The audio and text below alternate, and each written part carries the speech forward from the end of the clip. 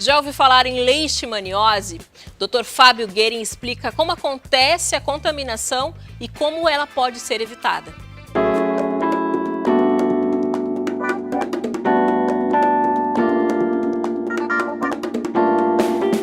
Existem doenças que nunca saem de pauta. A gente escuta muito falar, inclusive desde a época da escola, dessas doenças e a gente acha que está muito distante de nós, ainda mais quando a pauta é PET. Hoje eu estou muito bem acompanhado aqui com o Dr. Fábio, médico veterinário. Fábio, seja bem-vindo ao nosso Sinta-se Bem. Obrigado, Cássio. E agora a gente vai começar a falar de uma série de conteúdos muito pertinentes.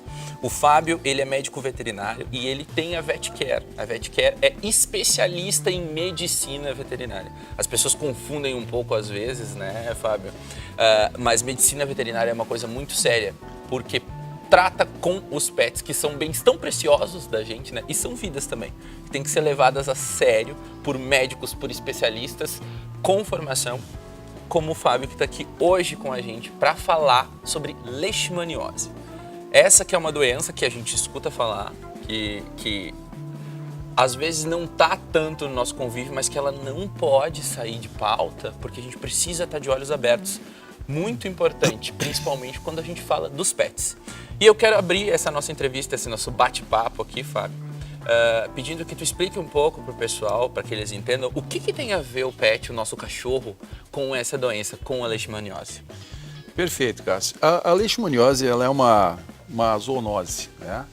Então, como zoonose, evidentemente que ela é comum tanto aos cães, não só aos cães, quanto a alguns outros animais, cães, os próprios gatos podem também contrair a leishmaniose, e ao ser humano.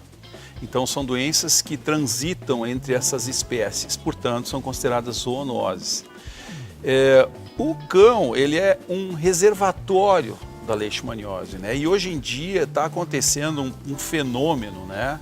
Que é o que a gente pode chamar de urbanização da leishmaniose. A leishmaniose, até alguns anos atrás, 20, 30 anos atrás, ela é considerada só uma doença que acontecia no meio rural, né? Devido às matas, etc. Hoje não, hoje ela está entrando efetivamente dentro das cidades também, né? Através dos cães e, em especial, daquelas pessoas que acabam morando dentro da cidade, mas se afastando um pouco mais em relação à questão de condomínios, afastados mais perto aí da região de matas, e isso predispõe sim ao aparecimento dessa zoonose, né? Isso é, então, devido a esse fenômeno de urbanização, a gente tem, inclusive aqui em Porto Alegre, né, é muito comum isso, principalmente condomínios agora cada vez mais populares na nossa zona sul, onde existe a proximidade de casas, de moradias, com mata, com zona mais arborizada, enfim, né, com esse contato.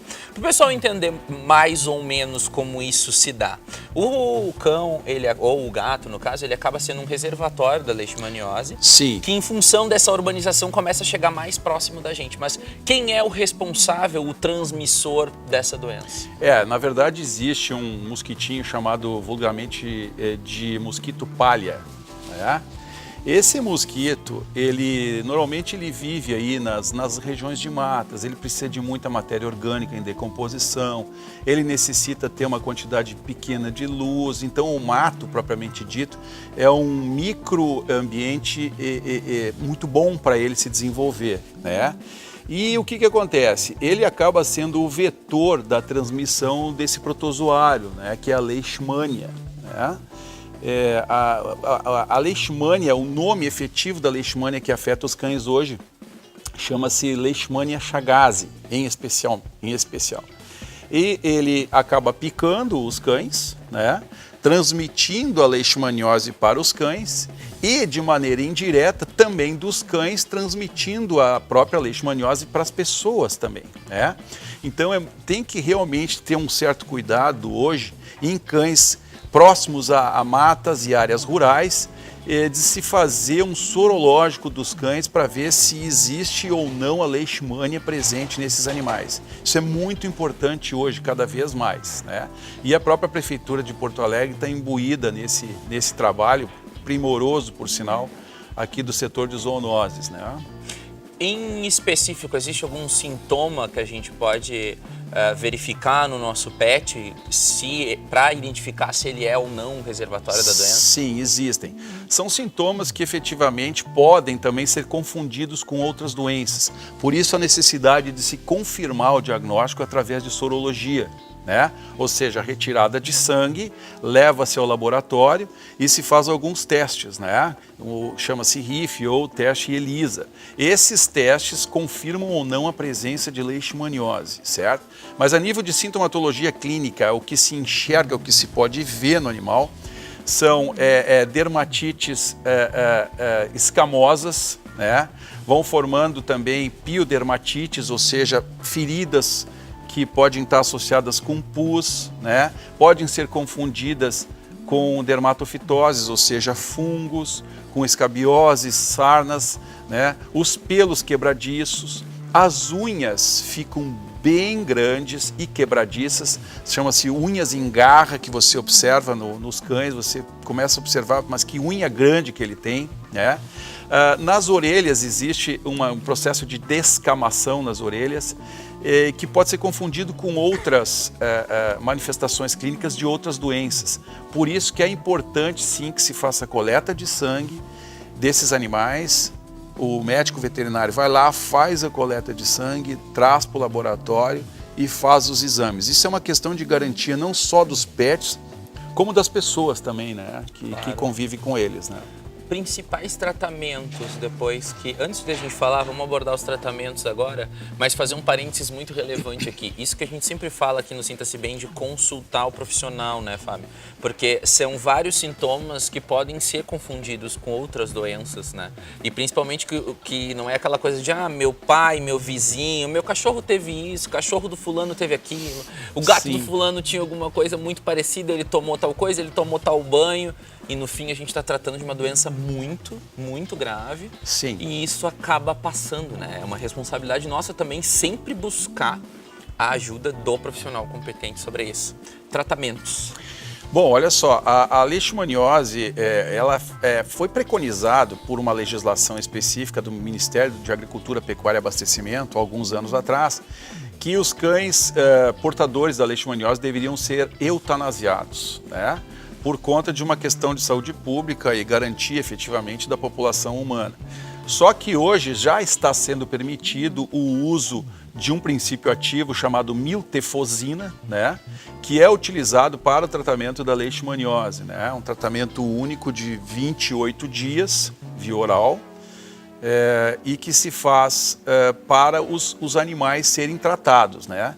Evidentemente que tem que ser controlado pelo médico veterinário. Então, ele recebe um formulário específico o setor de zoonoses da prefeitura, e ele se compromete a acompanhar o tratamento desse animal e informar o Ministério, informar a Secretaria da Saúde sobre o andamento do tratamento desses animais, né?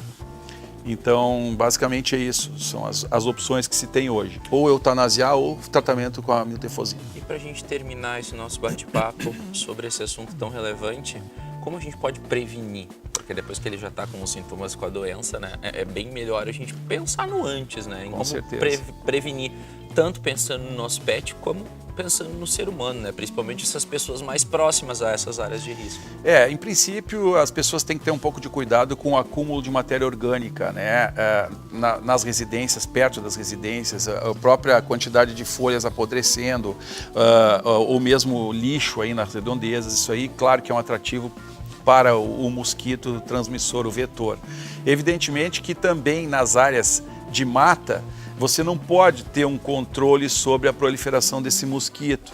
Então você tem que prevenir com que o mosquito não consiga chegar ou não vá picar os teus cães. Para isso a gente preconiza o uso de coleiras, né? Que são coleiras que são repelentes, não só do mosquito, mas coleiras antipulgas, etc., mas que são repelentes também do mosquito. Existem algumas muito boas aí no mercado, né? Isso aí sim é um fator de prevenção dessa doença. Tá certo, então, Fábio. Muito obrigado, Dr. Fábio, por estar aqui com a gente, com essa informação super relevante. Então, pessoal, não se esqueçam muito. Prevenção E caso ocorra algum desses sintomas, porque é uma doença bastante grave, é importante buscar ajuda médica veterinária especializada. Muito obrigado e até mais. Obrigado.